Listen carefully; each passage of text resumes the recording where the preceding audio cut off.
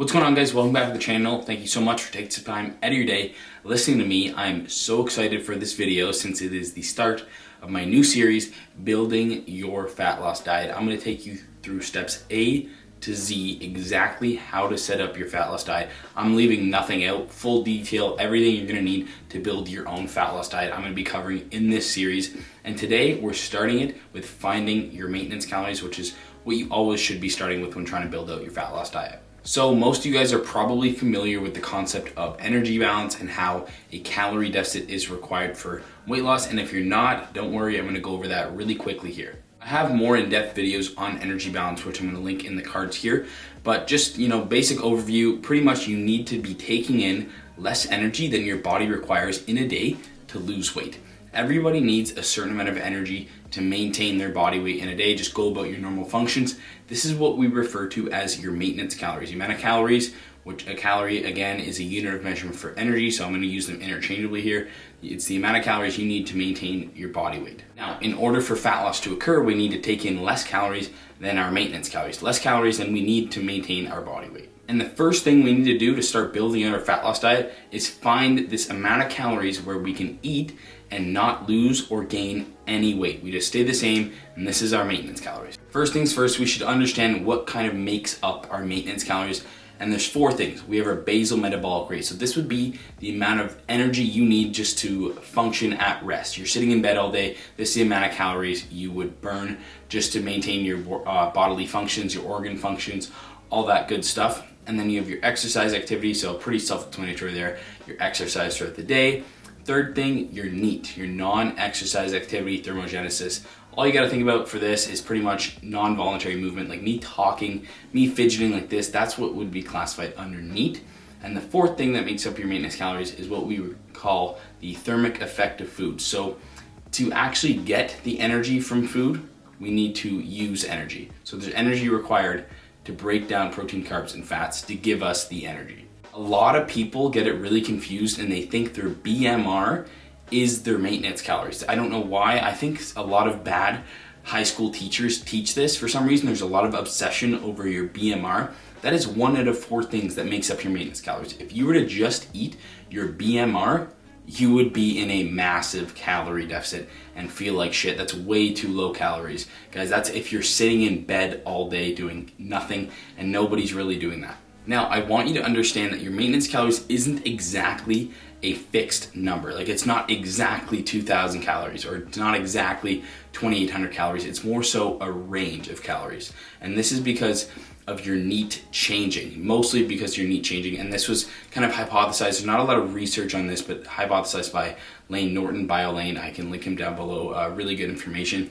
Although I do love his information, it's kind of hard for complete beginners to understand. So my goal with my channel and all my platforms is to make that hard information, that really sciencey stuff, very easy to understand for someone who doesn't have a science background and just wants to know in simple terms, how the hell do I lose fat? Now, your maintenance calories is more so arranged because of your NEAT changing. Like I already touched on, NEAT is one of four things that makes up your maintenance calories. So it's just fidgeting, non-voluntary movements. You don't think about doing it. It's me going like this, that kind of stuff. Just think of it as fidgeting. That's really easy to remember. And this changes depending on how many calories you're eating. So let's say you figure out your maintenance calories is around, let's say, 2,000 calories, okay? And you subtract and you eat less 100 calories. So you eat 1,900 calories.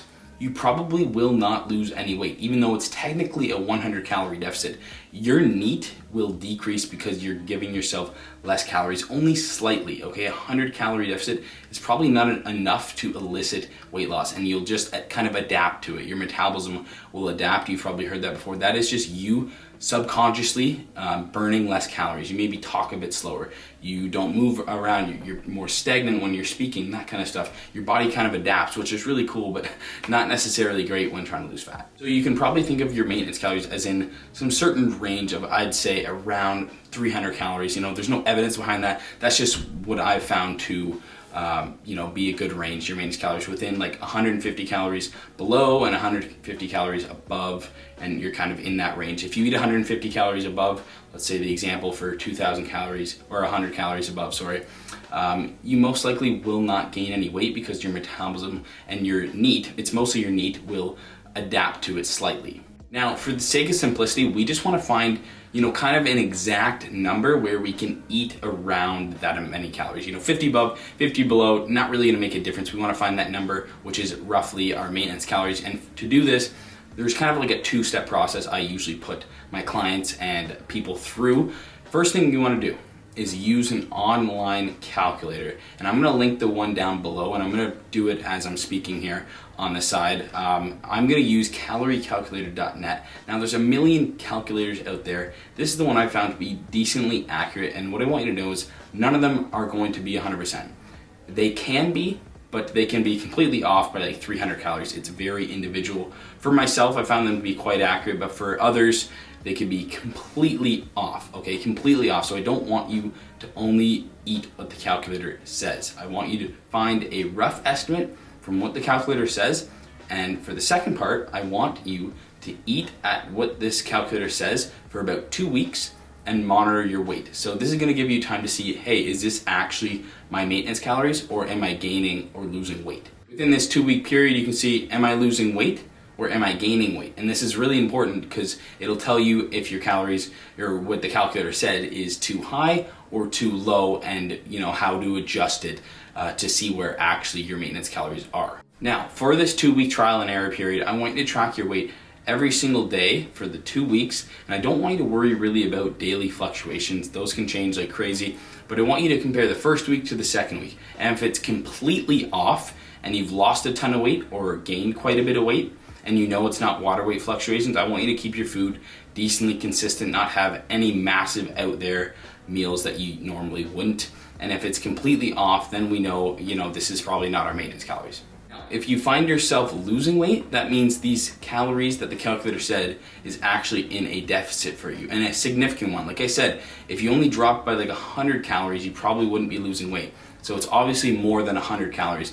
And what I want you to do is actually add 200 calories onto that, and then do another trial and error period. And if you're gaining weight, same things. That means the maintenance calorie prediction from the calculator was too much, and I want you to take off 200 calories for another 2 weeks and then monitor your weight. Now, I know that seems tedious, but it's really essential to find your maintenance calories. Your maintenance calories kind of stick around for a while, okay? Like years. They don't really change that much unless you're losing or gaining a ton of weight, but it makes it a lot easier to find them again if you have a rough estimate of what they are and you go through this initial trial and error period. Doesn't matter how long it takes you, you need to do this.